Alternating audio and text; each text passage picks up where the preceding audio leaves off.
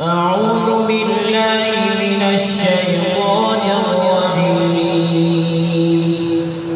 بسم الله الرحمن الرحيم.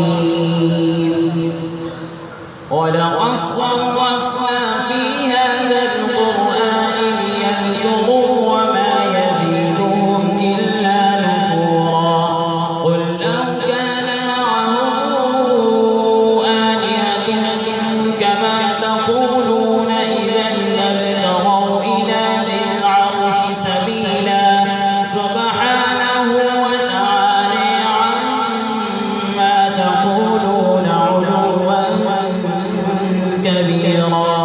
تسبح له السماوات السبع والأرض ومن فيهن وإن من شيء إلا يسبح بحمده ولكن لا تفقهون تسبيحهم إنه كان حليما غفورا.